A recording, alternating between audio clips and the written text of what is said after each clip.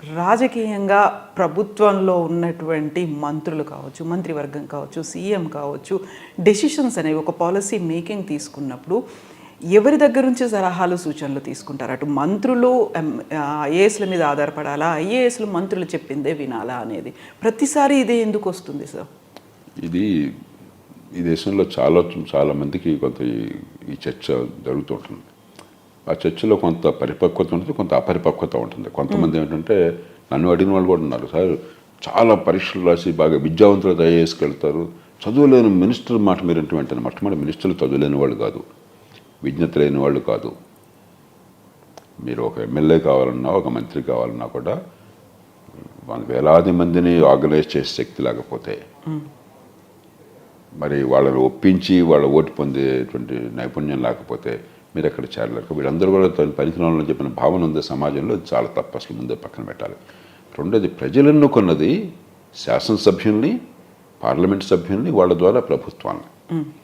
కాబట్టి ప్రజాస్వామ్యము అని చెప్పంటే నిర్ణయాలు మౌలికంగా జరగాల్సిన ఎన్నికైన ప్రభుత్వం నుంచి. అది మనం మర్చిపోలేదు ఏనాడు కూడా.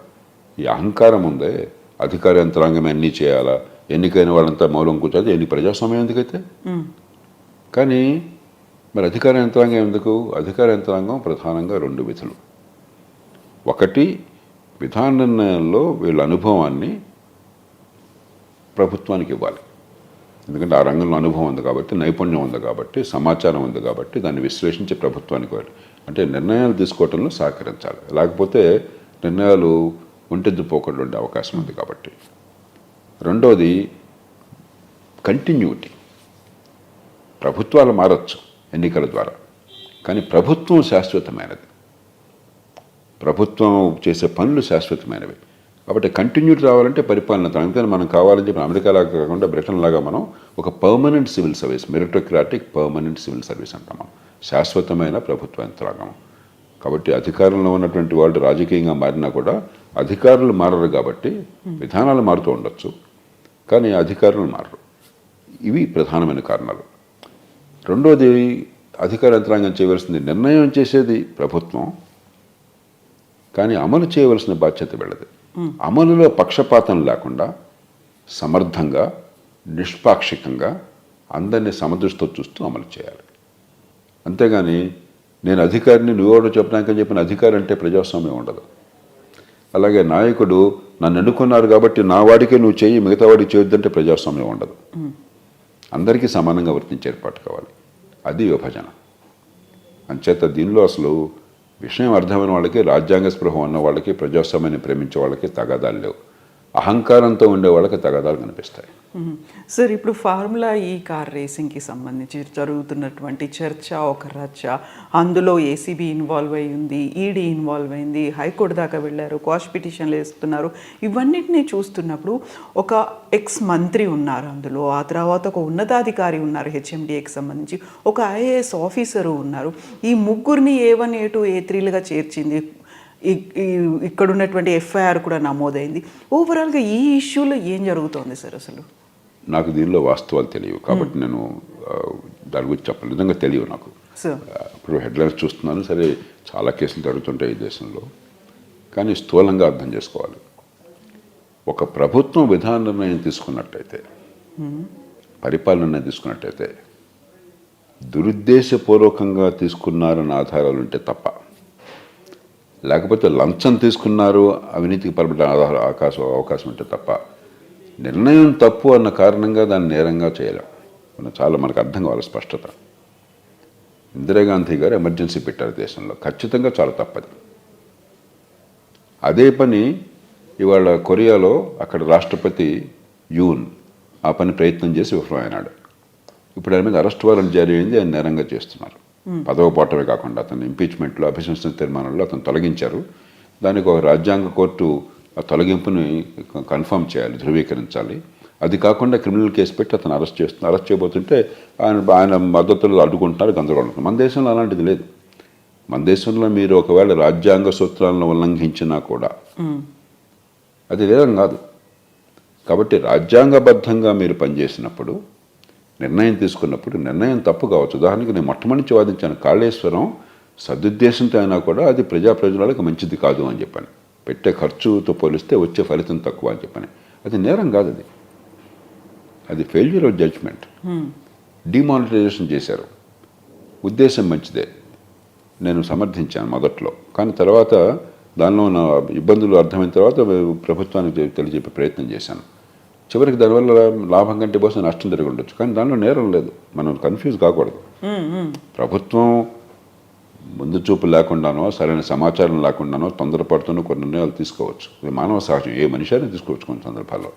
దాన్ని నేరంగా చిత్రీకరించకూడదు. దానిలో అవినీతి ఉన్నట్టయితే, ఆ నేరం వల్ల స్వప్రయోజనం పొందేటువంటి ప్రయత్నం ఉన్నట్టయితే, రాజకీయ ప్రయోజనం వేరు, లంచం తీసుకున్నట్టయితే, బుద్ధిపూర్వకంగా దురుద్దేశపూర్వకంగా చేసినట్టయితే అప్పుడు నేరం అవుతుంది. ఎక్కడ నేరం అవుతుంది అంటే ముఖ్యంగా రాజకీయంలో ఉన్న వాళ్ళకి, మీరు బుద్ధిపూర్వకంగా ప్రజా ప్రయోజనాల కోసం కాకుండా సొంత లాభం కోసం లంచం తీసుకుంటూ, కరప్షన్ అనేది అర్థం, అది కన్సిడరేషన్ ఫర్ ఎ డెసిషన్, అప్పుడు నేరం అవుతుంది. ఆ తేడా పోయింది. ఇప్పుడు మనకేమైందంటే ఏదో రకంగా వీళ్ళు వీళ్ళని బదనాం చేయటము, చివరికి శిక్షలు లేవు, పాడు లేవు మన దేశంలో. 2G స్పెక్ట్రమ్ అంత గొడవలు జరిగినాయి, శిక్షలు పడ్డాయా? ఏమీ లేదు. ప్రాసెస్సే పనిష్మెంట్ అయింది.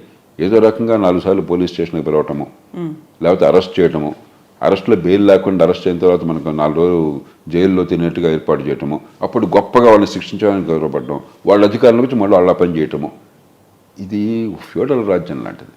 పూర్వకాలం మనకు చెప్పేవాళ్ళు తెలుగునాట కూడా, ఈ కులం రాజులు ఉండేవాళ్ళు, ఆ కులం రాజులు ఉండేవాడు. ఈ కులం రాజు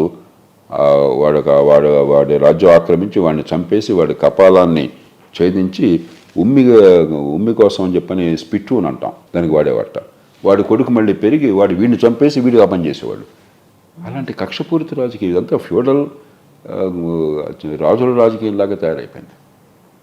మనం ప్రజా ప్రయోజనాలను కాపాడడం తప్ప రాజకీయంలో ఉన్న వాళ్ళకి అధికారం కానీ ప్రతిపక్షం కానీ ఇంకోటి ఉండకూడదు. అధికార యంత్రాంగం కూడా తానంటే తందాన్ని మొదలెట్టింది, రాజుల నుంచి రాజపద్ధతి చూపెడుతుంది. దానివల్ల వచ్చిన సమస్యలు తప్ప మనం చాలా స్పష్టంగా ప్రజాస్వామ్య సమాజంలో చట్టబద్ధ పాలన కావాలి. చట్టబద్ధ పాలన లేదు ఈ దేశంలో. బడితోన్న వాడిదే బర్రె, తప్పులు జరుగుతున్నాయి. దాన్ని సవరించాలంటే వీడి మీద అదే పనిగా పగ తెచ్చుకునే ప్రతీకార చర్యలు కాదు కావాల్సింది.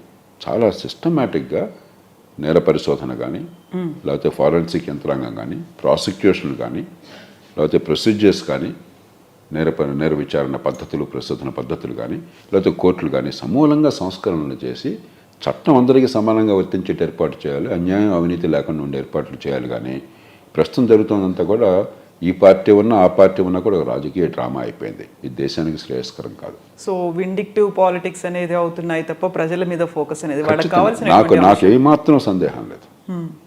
2G స్పెక్ట్రమ్ లాంటి కేసులో కూడా నేను ఫ్రాంక్గా చెప్తున్నాను, దానిలో అవినీతి జరిగింది. ఎంత జరిగిందో అనేది CAG 1,76,000 కోట్ల అంతా అతిశయోక్తి ఉండొచ్చు, కానీ అవినీతి జరిగింది, దాని అనుమానం ఎవరికి లేదు. ఏం ఉద్ధరించాం మనం?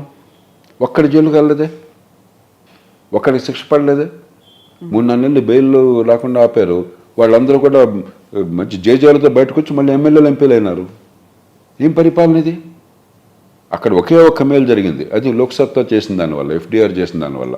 సుప్రీంకోర్టుకి వెళ్ళి మళ్ళీ అలాంటి స్పెక్ట్రంలో అన్యాయం లేకుండా, అవినీతి లేకుండా నేను కంపల్సరీగా వేలంపాటు ఉండేట్టుగా కోర్టు నుంచి ఆర్డర్ తెచ్చాను. ఆ ఒక్క మేలు జరిగింది అంతే తప్ప చట్టబద్ధ పాలన రాలేదే. నేరం చేసిన వాడి శిక్ష కూడా పడలేదే. ప్రజలు ఆలోచించాలి. పత్రికలు కానీ ఆర్భాటం కావాలన్నా, ఈ వ్యవస్థను బాగు చేయాలన్నా, ఈ ప్రజల ప్రయోజనాలను కాపాడాలన్నా, ఖచ్చితంగా మన ప్రస్తుతం ఆర్భాటంలో ఉన్నాం. Process is punishment. ఏదో 4 రోజుల పాటు అదే పేపర్లో హెడ్లైన్స్, 4 రోజుల పాటు కొంచెం వాడు అవమానం ఫీల్ అవటం, వీడు విజయగారం ఫీల్ అవటం, లేకపోతే వాడు వచ్చి విజయగారం ఫీల్ కావటం, వీడు అవమానం. ఇది సరైనది కాదు. ఇది పరిపాలన కాదు, ప్రజాస్వామ్యం కాదు. కొంచెం నాగరికంగా ఆలోచించాలి మనంతా కూడా. సార్, ఇప్పుడు విండిక్టివ్ పాలిటిక్స్ గురించి ఎలా మాట్లాడుకుంటున్నాము? గత ప్రభుత్వం చేసినటువంటి వాటిని మేము ఇప్పుడు అన్నీ మార్చేస్తున్నాము, లేకపోతే ఆ ప్రభుత్వం దీనికి గుర్తింపు ఇవ్వలేదు కాబట్టి మేము చేస్తున్నాం. పేర్ల మార్పిడి ప్రక్రియ దగ్గర నుంచి ప్రతిదీ చూసుకుంటే తెలంగాణ రాష్ట్రంలో ఏం జరుగుతుందని మీరు అనుకుంటున్నారు సార్? 1 year కంప్లీట్ అయిపోయింది, నెక్స్ట్ ఇయర్లో వచ్చాము. డీటెయిల్స్ నాకు తెలియదు కాబట్టి నేను డీటెయిల్స్లోకి వెళ్ళను. కానీ ఒక రకమైనటువంటి సంస్కృతి, బస్తీ మే సవాల్, తొడగొట్టే సంస్కృతి బాగా పెరిగింది. భాషలో, వాళ్ళ రీతిలో అది మంచిది కాదు.